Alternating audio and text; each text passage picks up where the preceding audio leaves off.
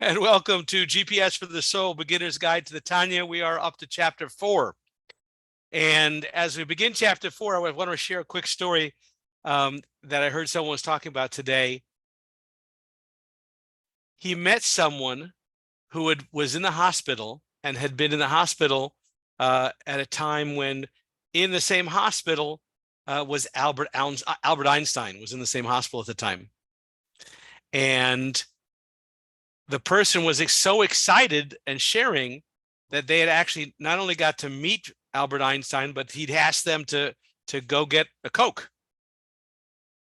And, he was able to do something for Albert Einstein. And for that, he felt very privileged and very special. And it made me smile because it definitely reflects back to our course in Tanya tonight, our class in Tanya tonight. Because that concept of a mitzvah is the making of a connection. When you establish a connection and you can actually do something for someone who is so out of your league in so many other ways, but that's something you do, even if it's just go get a drink, has now established your usefulness in that person's sight. That connection has been established, and now you're connected.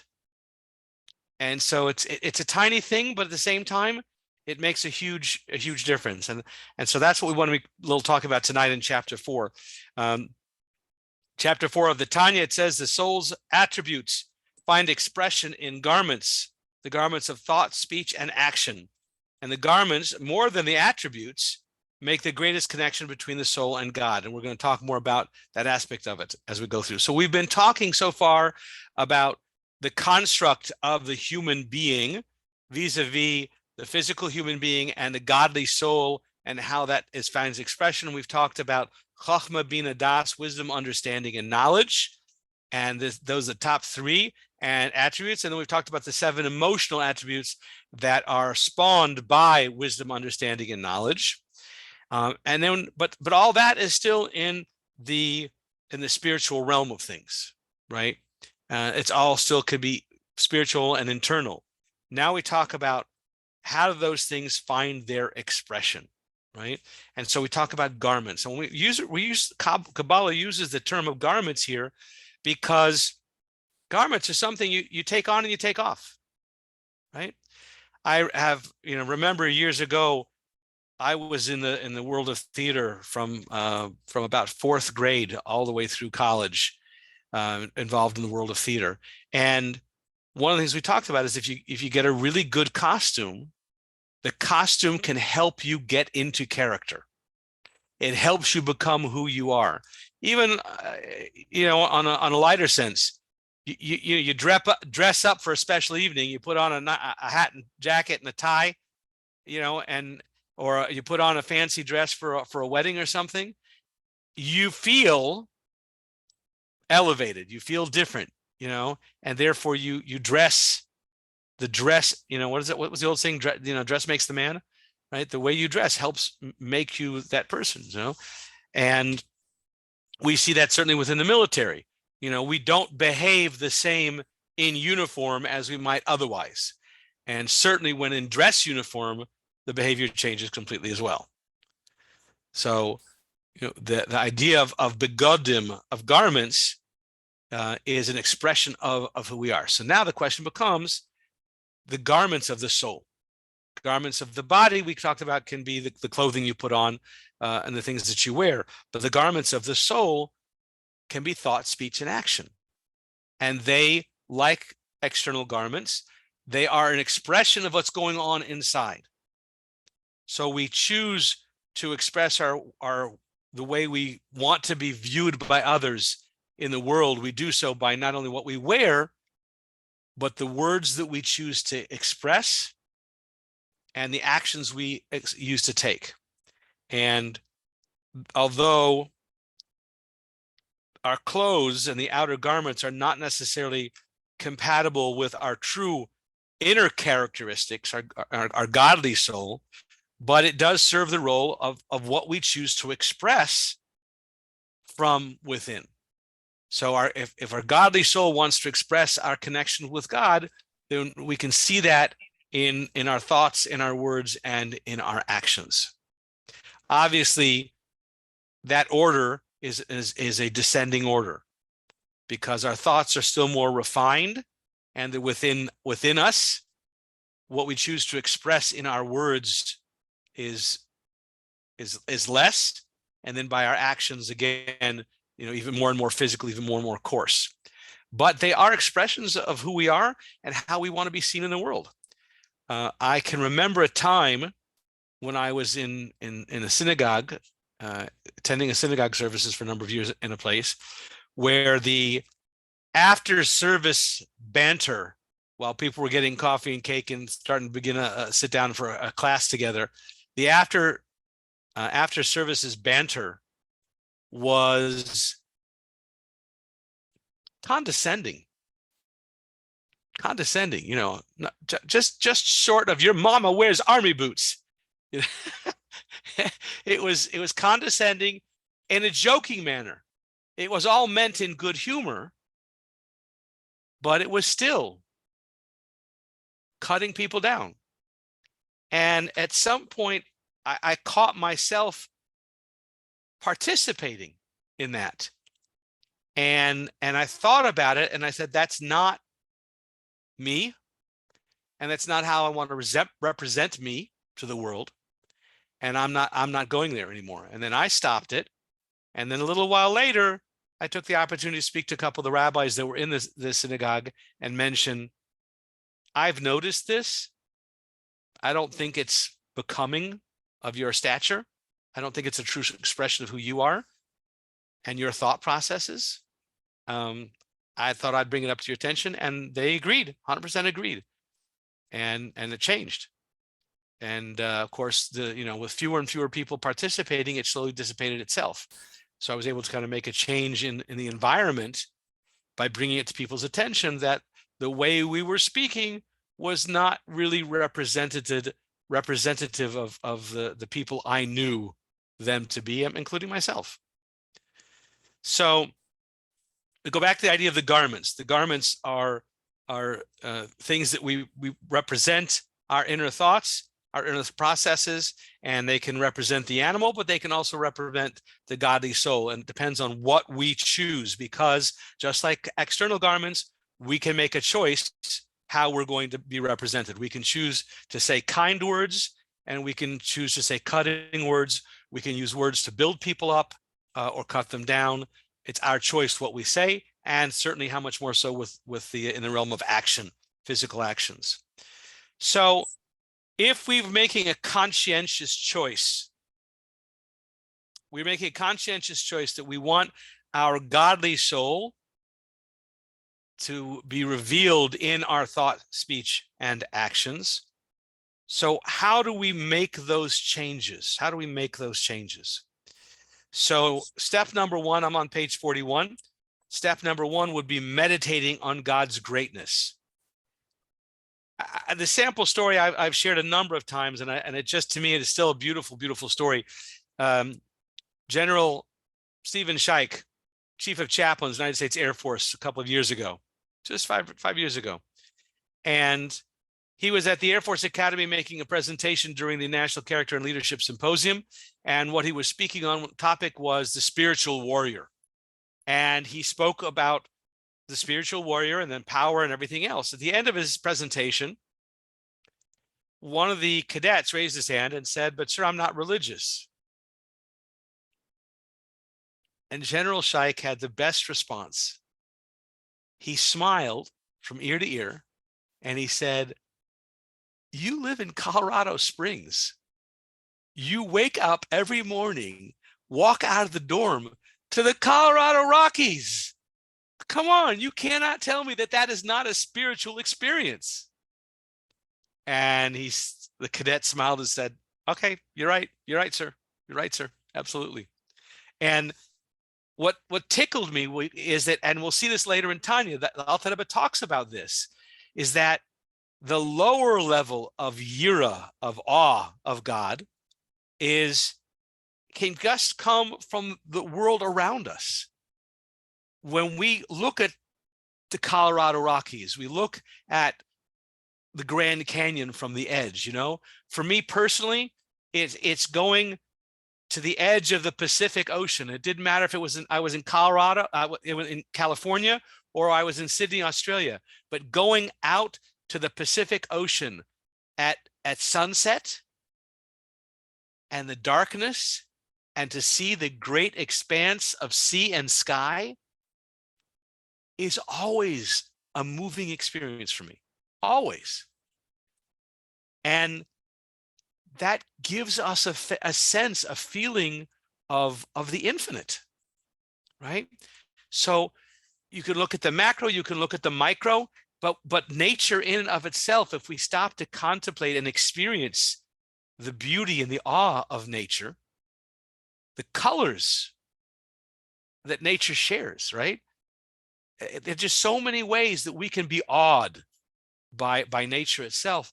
That contemplation gives us a window into God's infiniteness and God's greatness. And that's the lower level of awe, of just an awareness of God's infiniteness, God's greatness. And that can come just from nature, right? But taking time to meditate on it, taking time to consider it, to develop that emotion that then feeds the thought that we can then speak about and then we can act upon.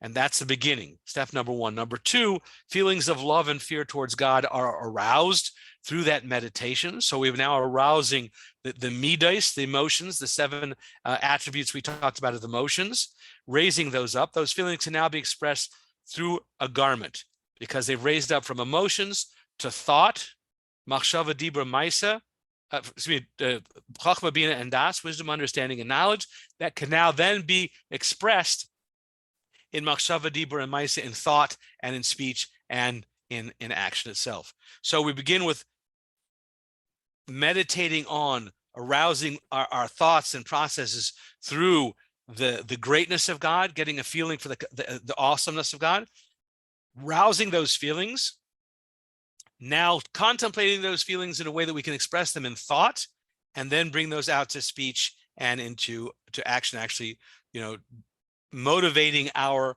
actions through these feelings of awe.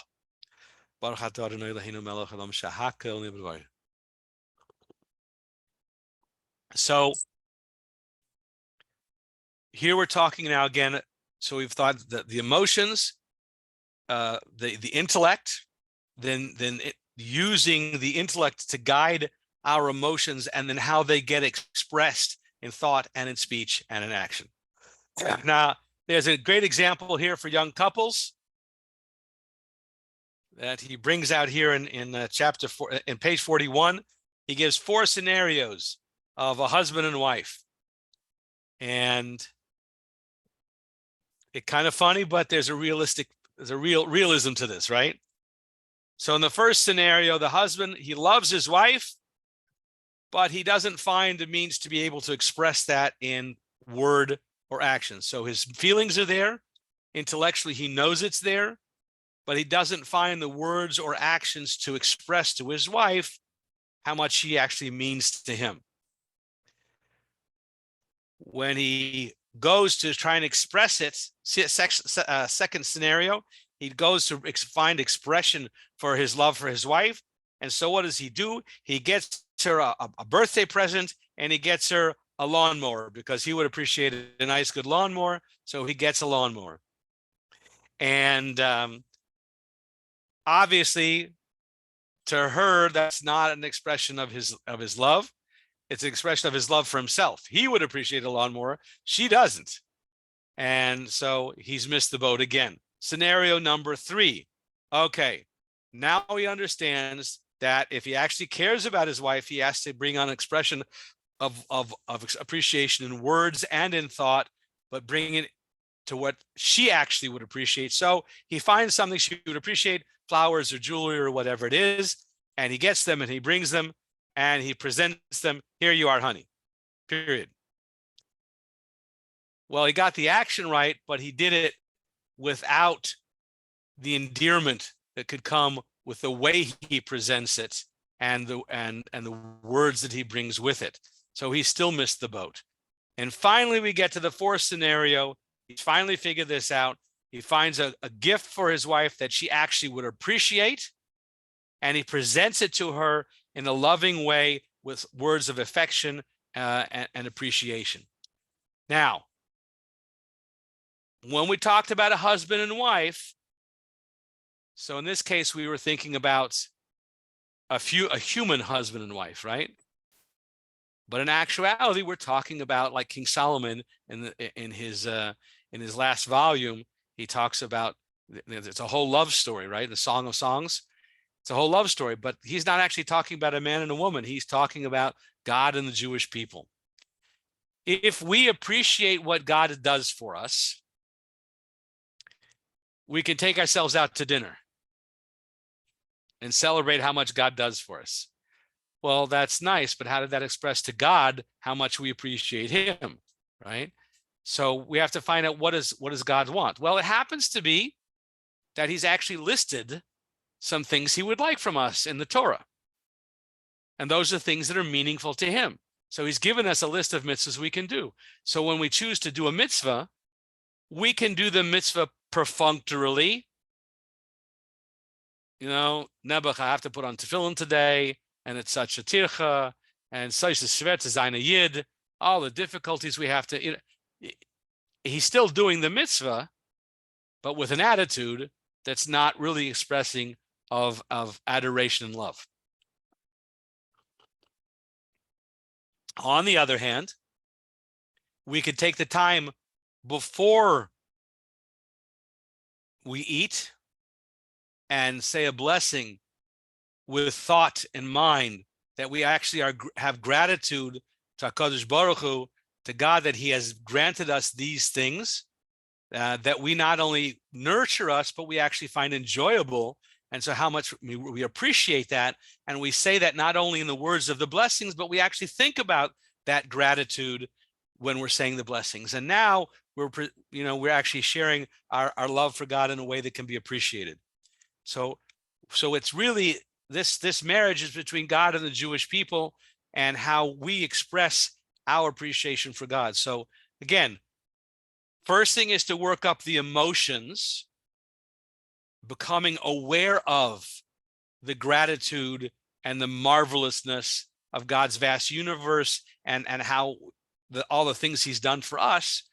Work up our emotions with that, and then through our intellect learn how to use that love and awe of God to be able to bring back to God gratitude in a way that he will appreciate, and to do so in a way that further binds us to. One moment, please.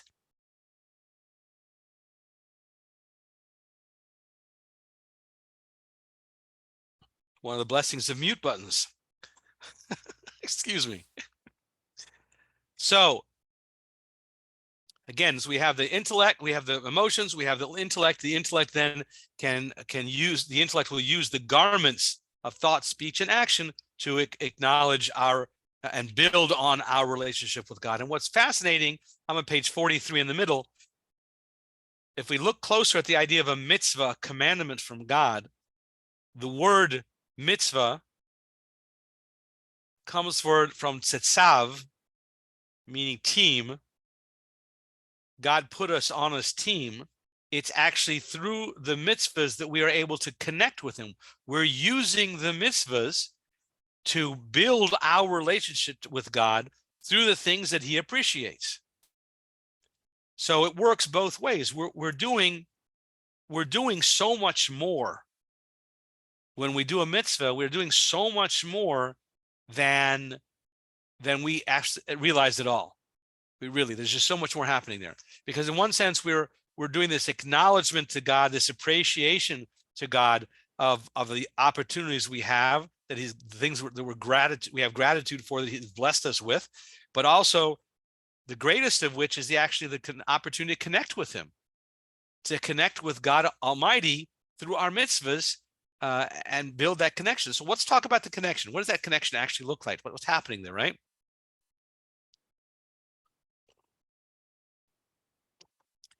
We started this story off today with someone who had a chance to meet with Albert Einstein, who was this massive hero to him. And there's so much distance between the two that he felt so honored to have that opportunity, right? And in this crazy world that we live in, people oftentimes adore all the wrong people. You know, they're asking for autographs from movie and Hollywood stars, and what they acted a character. What did they actually do, right? It's not like they won a Nobel Prize for making a difference to society in a big world. Can theater guide society in good things? Yes, absolutely. In my generation, when I was in high school, there was a television show called All in the Family, and the essence of All in the Family was there's a bigot, and this bigot expressed his bigotry in all kinds of different formats, right? But he did it in such a way that we could love him and yet realize how awful stupid it was. And it was done in such a way that it really impacted changing the country in very powerful ways to get rid of a lot of stereotypes and things in the country. And it was marvelous. It was very valuable. On the other hand,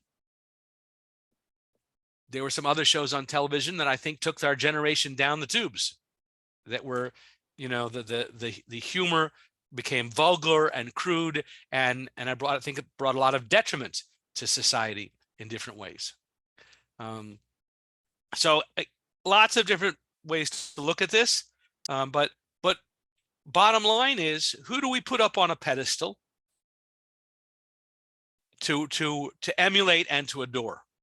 We need to be careful about that and make some judgment calls on that one. But the Torah uses the example of a king. Now, in our generation, we don't know from kings. Queen Elizabeth was the closest I've ever seen to what real royalty should be. And she earned it, not just because she was born to it. She certainly earned it. But we look at an American president and they come and go. And some we like, some we don't like. But they're not the type of people. When we talk about divine right of kings, when we talk about in Torah, we talk about the idea of a king is a king who is God's chosen king, and he's in that role for a purpose, and his job in that purpose is to help elevate the whole people. And in that idea of a king who has the authority of life and death, and who is raising the generation to be a greater generation. So that's a king we want to be able to look up to. Now, let's use that example of a king for a second and say, if I had to go to hug a king, right? Is there any difference how many garments the king is wearing? My expression of the hug, whether he's wearing a spring suit or a full winter regalia, or the coats and the crowns and the staff doesn't matter, because I'm hugging the king. And it doesn't matter if I'm hugging his leg or I'm hugging his arm, because I'm hugging what my expression to is the essence of the king. So in that sense, when we want to connect to the king, one of the highest ways of connecting is actually in service of the king, to fulfill the king's command. I always enjoyed the stories of the the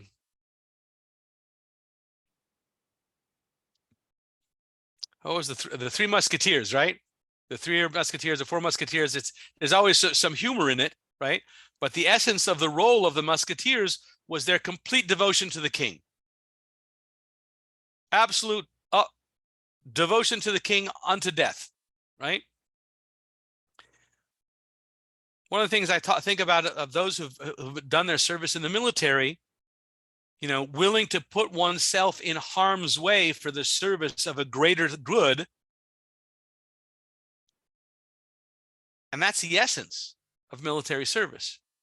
So whether that's the the Three Musketeers or American service members in any of the different branches, it's the commitment, the devotion to something on a much higher level, a greater thing. So in that case, the service to the king is the greatest expression of love. It's not about, hugging the king in his garments.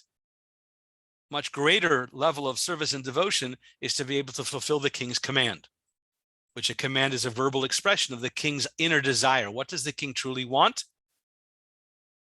He verbally expresses through his command. So to fulfill the king's command is to actually fulfill the essence of what the king is. The limb or the external body that you'd hug, so that's an external expression. To fulfill the command of the king is to fulfill the essence of what the king actually desires. And that's coming from an essence level.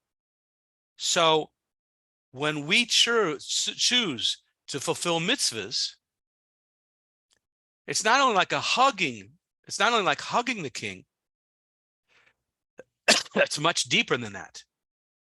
It's embracing the king's most inner desire that has been expressed through the commandment.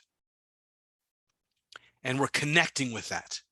We're making that connection in the highest and most essential level. So with that in mind, which is greater? The 10 aspects that we talked about last week, the intellect and the emotions of adoration, of a love and fear and awe of God, or the mitzvah? Which one's greater? Certainly, the intellect and the emotions are more ephemeral, and in a sense, they're deeper. But when fulfilling a mitzvah, one's actually fulfilling the Ratzon Elyon, the divine will, the highest essence. When fulfilling a mitzvah, whether it's lighting a Shabbos candles or putting on tefillin or an act of goodness or kindness, we are touching the essence of God. We are connecting with the essence of God in a physical, tangible means. And that's the essence. So the fulfillment of the mitzvah, the physical and action of fulfilling of the mitzvah, is actually reaching the essence of God greater than our thoughts and our emotions, because we're acting on that essence of God's inner desire, the Ratzon Elyon, the divine will. Let's look at page 46. In the structure of the soul, it's clear that emotions and intellect are loftier than the garments, since they're far more united with the soul. But in terms of which one connects us to God more, intellect and emotions versus the garments of thought, speech, and action, it's the thought, speech, and actions, because they're touching the soul, the essence. And as lofty as the intellect and emotions are, and they can be, they're still part of the person. And since they're part of the person, they're limited to that person's intellect and emotions. But when we choose to do a mitzvah, we're now tapping in to the infinite essence of God's desire, Ratzon Elyon, the divine will. So in that sense, we've actually hit the direct will of the Creator, may he be blessed, and that's unlimited. So the physical performance of a mitzvah is a much deeper connection than all of the feelings and emotions.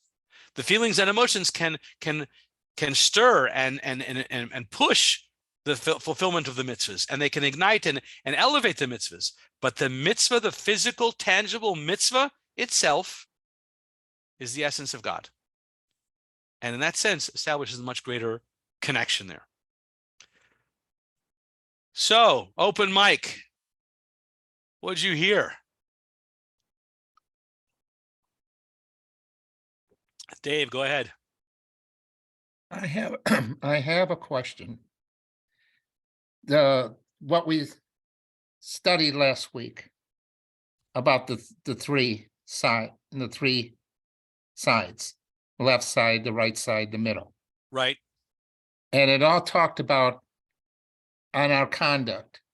You can be strict, you can be lenient, or you can find a balance. Right. Isn't that what Hashem wants out of us? To find that balance so that we will conduct ourselves in a proper manner. Yeah. And what's the proper manner? The proper manner is to be able to go out and do what Hashem wants, which is the mitzvahs. Exactly. But going back to what you just said previously here, having the right frame of mind. Yes. So putting the importance of mitzvahs over the other, I don't find that. I find that like saying, oh, which is better, an apple or an orange? Well, they're both fruit and they both provide substance and they're both good. The fact is that you like one over the other might be an individual taste. But I find saying which is better, understanding the three aspects or doing mitzvahs. And I find that I don't think one should be better than the other, that both are needed together. And I don't think you should say one. Yeah, one does provide Hashem what he really wants, but to get there correctly, you need the other. So without that, it's like So what let's you go said, back to the example of the husband and the wife. the husband and wife, right? Yeah. You know, if she wants flowers and he brings a pizza, I'm surprised by the fourth one that she's not locking him out, not letting him in the house anymore. But again, it goes without, so what- the emotions can power the initiative to do the mitzvahs. And we'll find in a later chapter that the emotions are the wings that lift the mitzvah on high. They're absolutely essential, right? But at the same time, at the end of the day, the action is the main thing. The action's the main thing, but how do you do the action? If you do the action wrong, it's not correct. Correct. You're 100% correct. So right. So how but don't ever tell a kid on his birthday, I meant to buy you a gift, but I didn't get it done. But it's the thought that counts. Right. No, I know the kid wants the prize. Right. The kid wants the prize. So Hashem wants us to do the mitzvahs, but he wants to do us to do the mitzvahs correctly. Absolutely. And unless we're in the right frame of mind, absolutely, we're not doing so. But you need to know that at the end of the day, Maisa hu ha'ikr, action is the main thing. And if you can't muster the emotions to do it the right way, at least do it. You remember in Fiddler on the Roof? Yeah. So at the beginning of Fiddler on the Roof, they have an introduction to all the characters, right? And then there's the beggar. I forget what his name was, right? Yeah. Well, let's say it's Muttle, right? Muttle the beggar. Tavia, last week you gave me 2 cups. This week you only gave me 1 cup. Last week I had a good week. This week I had a bad week. Because you had a bad week, I should suffer. So the poor man, at the end of the day, whether you gave it to him begrudgingly, you gave it to him without a smile, or you gave it to him wholeheartedly, just give me the money, dude. Yeah. At the end of the day, Maisa hu ha'ikr, action is the main thing. Yes, it should all be done correctly. Absolutely. But at the end of the day, the connection is through the action. Hanil, you're up. I got a question about the connections. I'm trying to visualize in my head. Is it more like a power plug, or is it like veins? Like when maybe I'm tripping out on it, but my perception is if you do a certain mitzvah and you do it above and beyond, maybe you'll get like more connections or something. I'm not quite sure. So I'm going to give you a really solid answer. Yes. Okay. Yes, it is the blood in the veins, and yes, it is the power thing, and yes, it's all of those things. Absolutely, absolutely. The challenge with a muscle,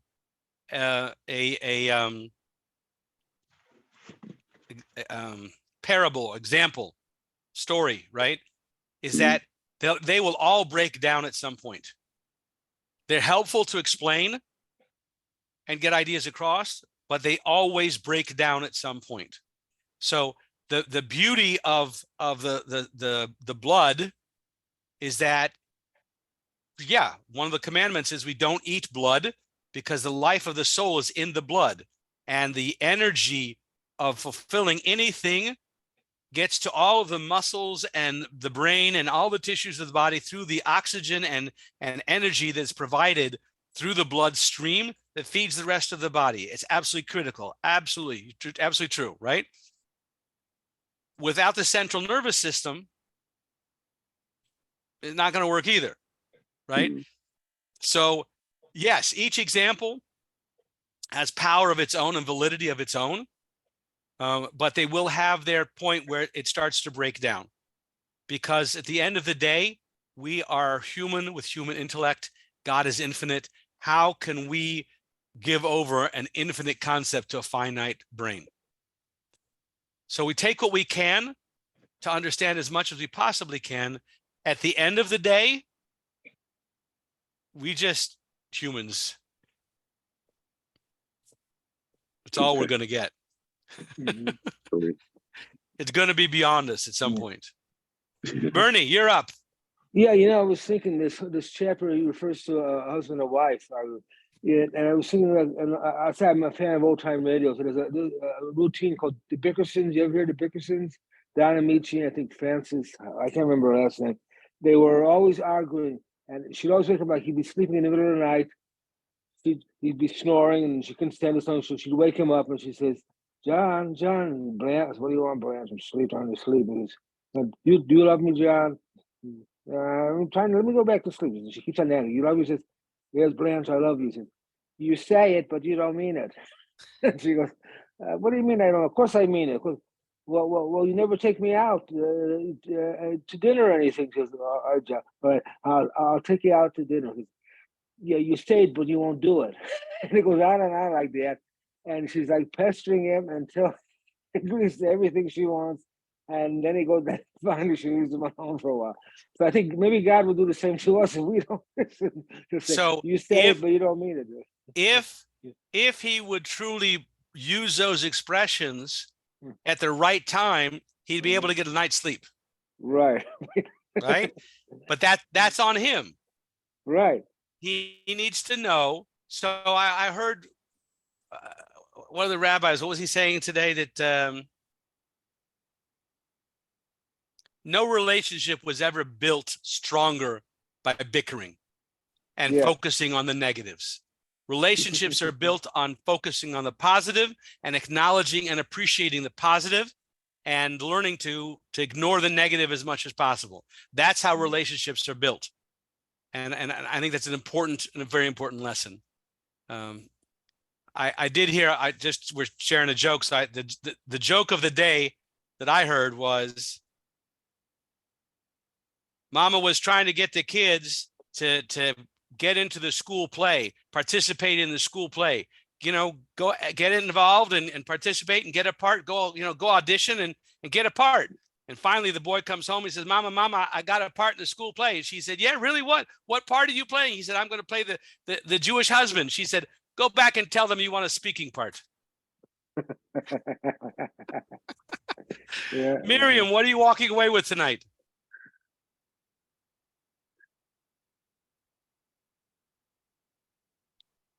You have to unmute. There you go. Yeah.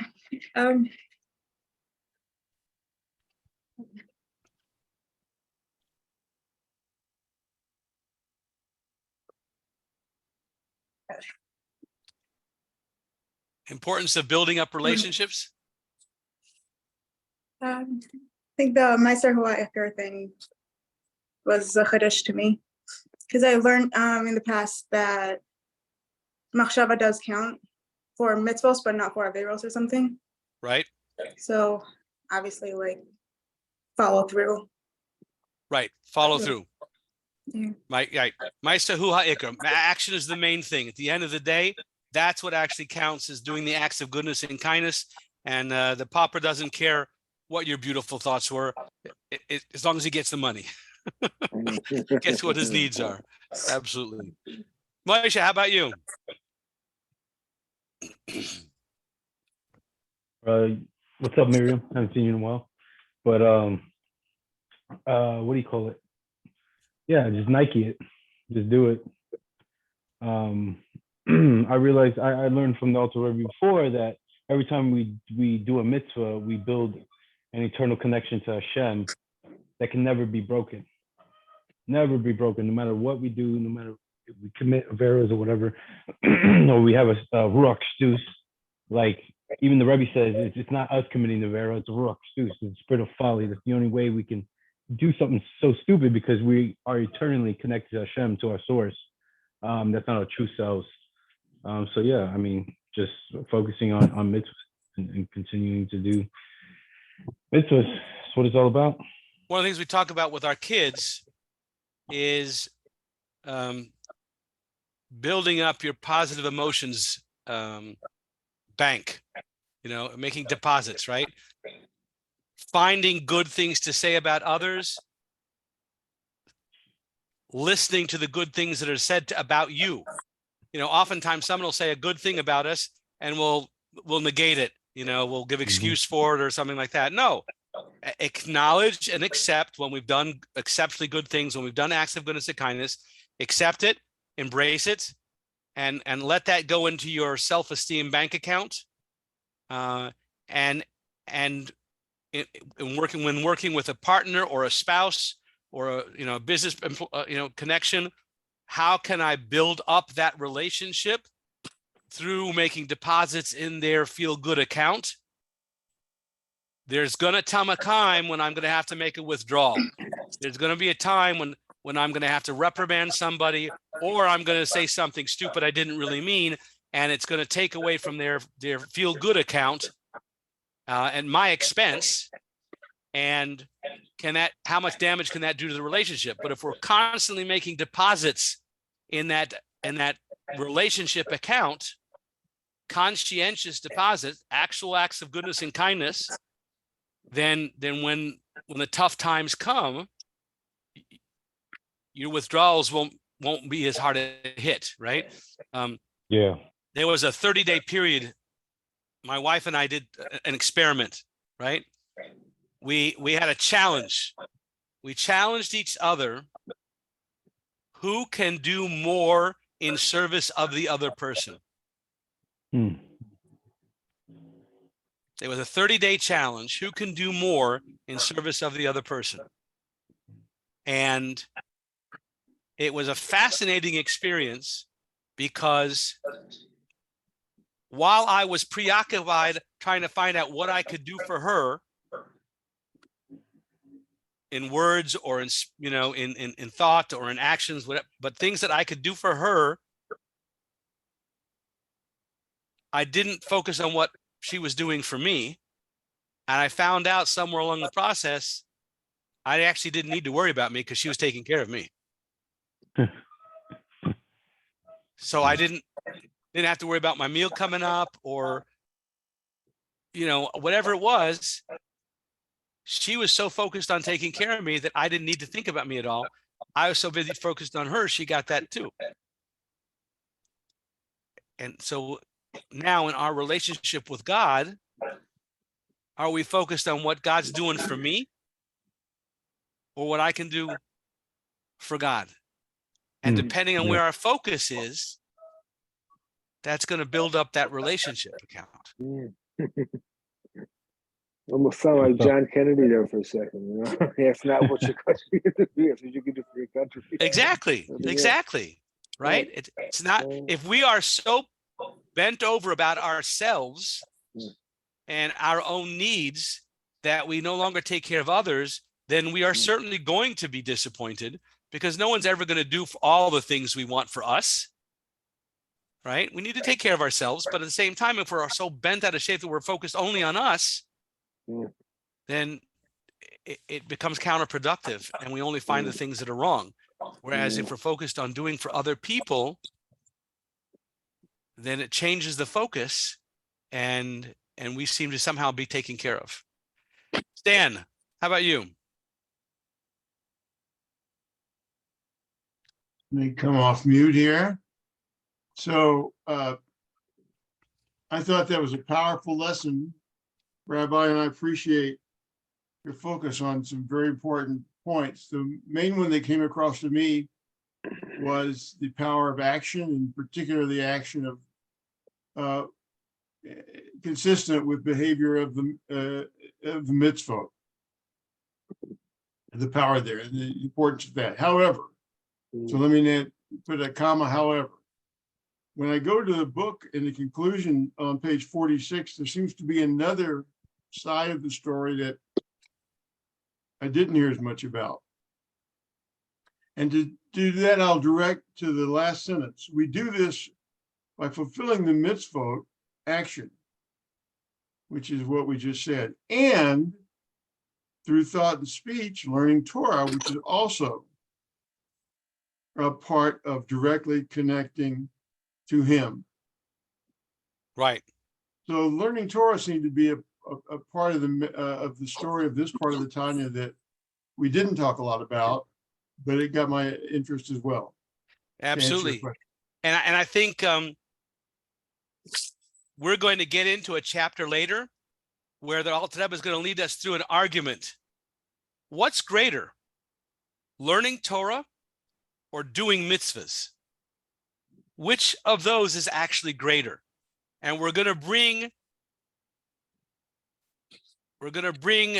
proof for both sides of which is greater, learning of Torah or fulfilling of mitzvahs. And we're going to find that each is absolutely supreme in its lane. Rabbi. So I was doing a Gemara today, and it's in Megillah, and the rabbis bring in the quote saying that Torah learning is greater than building the Beis Hamikdash, and then they say Torah learning is greater than honoring your father and mother, and then like break it all down and stuff like that. So, Yep. Well, that's at the end of the brachos. If you do brachos in the morning, at the very end of the brachos, it tells you everything. How do you do? You're going service, attending house of worship morning and evening, honoring your parents and everything.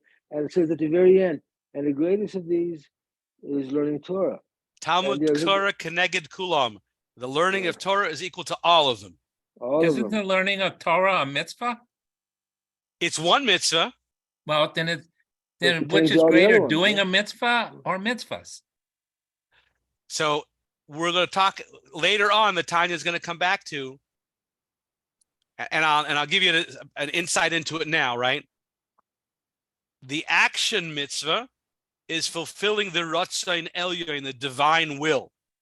So when you actually do the mitzvah of eating kosher food and making a blessing on the kosher food, right?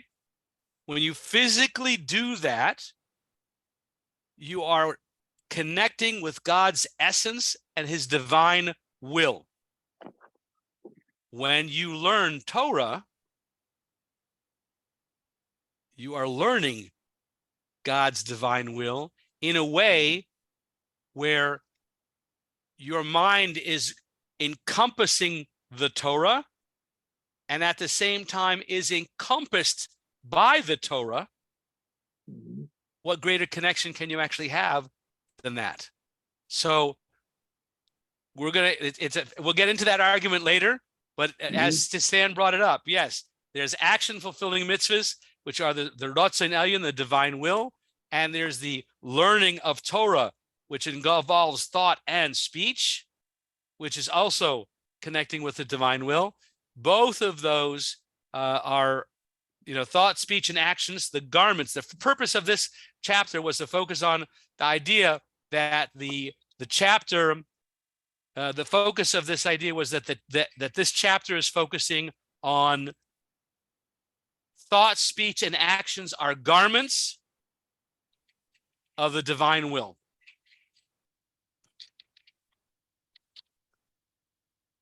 So I'm going to wrap up our class. That was that phone call coming in was my son Levi, who wants to visit.